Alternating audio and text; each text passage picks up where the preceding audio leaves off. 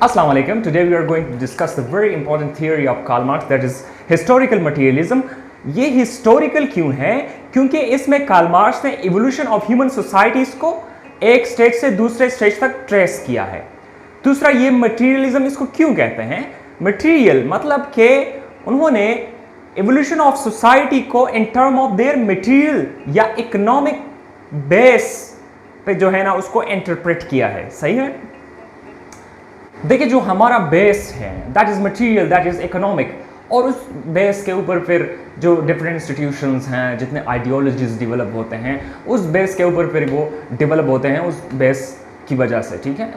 अब इंटरेस्टिंग ये है कि मार्क्स ने कहा कि ये एंगल ने डेवलप की है और एंगल कह रहा है कि ये मार्क्स ने डेवलप की है। हम कह सकते हैं बस ये उन दोनों ने म्यूचुअली जो है वो डेवलप की है। मार्क्स जो थे वो इंटरेस्टेड थे इकोनॉमिक फैक्टर्स पे that affect the structure and development of the society. देखिए, कार्ल मार्क्स के मुताबिक सोसाइटी जो है वो बदलती रहती है, उसके अंदर कॉन्फ्लिक्ट एंड कॉन्ट्रडिक्शंस की वजह से सोसाइटी जो है वो चेंज होती रहती है। और इस तरह जो ह्यूमन नेचर है, इंसान का जो नेचर है, उसको हम ऐसे डिटरमाइन नहीं कर सकते कि ये अच्छा है या बुरा है। ये सब कुछ जो है वो सोसाइटी की वजह से है। The act of producing is very essential component of the human life that leads to the social relationships and then it leads to class formation and then class struggle. देखिए, आप हमारे पास मोड ऑफ प्रोडक्शन है और mean of production है। अब mean of production क्या है और मोड ऑफ प्रोडक्शन क्या है? मीन ऑफ प्रोडक्शन मतलब लेबर, लैंड या कैपिटल, जिसको इस्तेमाल करके हम कुछ प्रोडक्ट्स बनाते हैं, इसको हम बोलते हैं मीन ऑफ प्रोडक्शन। और mode of production the way society is organized to produce good and services. अब मिसाल के तौर पर अगर मीन ऑफ प्रोडक्शन लैंड है तो मोड ऑफ प्रोडक्शन फ्यूडलिज्म है। अब मोड ऑफ प्रोडक्शन के अंदर दो अलग कंपोनेंट्स हैं, एक फोर्स ऑफ प्रोडक्शन है, दूसरा रिलेशन ऑफ प्रोडक्शन है। फोर्स ऑफ प्रोडक्शन जो है वो हमारे पास मनी है, कैपिटल, मशीनरी है, लैंड है, इंफ्रास्ट्रक्चर है। और रिलेशन ऑफ प्रोडक्शन जो है वो मालिक और नौकर के बीच जो ताल्लुकात होते हैं। तो जैसे मोड ऑफ प्रोडक्शन होगा वैसे ही रिलेशन ऑफ प्रोडक्शन भी होगा। मतलब कि कैपिटलिज्म में बोर्जुआ और प्रोलेटेरिएट के बीच में ताल्लुक होता है, और इस तरह फ्यूडलिज्म में फिर लैंडलॉर्ड एंड टेनेंट्स होते हैं। कार्ल मार्क्स ने different type of mode of productions बताए हैं। सोसाइटी जो है, मैंने आपको बताया भी है कि सोसाइटी जो है वो चेंजेबल है। ये इंटरनल कॉन्फ्लिक्ट्स, कंट्राडिक्शंस और रिवोल्यूशंस के थ्रू जो है वो चेंज होती रहती है। सबसे पहले मोड ऑफ प्रोडक्शन जो है वो एशियाटिक मोड ऑफ प्रोडक्शन है, जिसको हम प्रिमिटिव कम्युनिज्म भी कहते हैं। प्रिमिटिव कम्युनिज्म इसलिए कहते हैं कि वो क्लासलेस सोसाइटी थी, वहाँ पे कोई क्लास मौजूद नहीं था, इक्वेलिटी थी। फिर इसके बाद जो है वो एंशिएंट मोड ऑफ प्रोडक्शन आया, जिसमें मास्टर और स्लेव्स जो है वो फिर मौजूद थे। और इसके बाद फिर एक रिवोल्यूशन आया, मतलब कॉन्फ्लिक्ट्स एंड कंट्रडिक्शन की वजह से, कि यार लोग जो थे उसमें सेटिस्फाई नहीं थे, मतलब उसे ज़मीन चाहिए थी कि वो वहाँ वो प्रोडक्शन कर सके।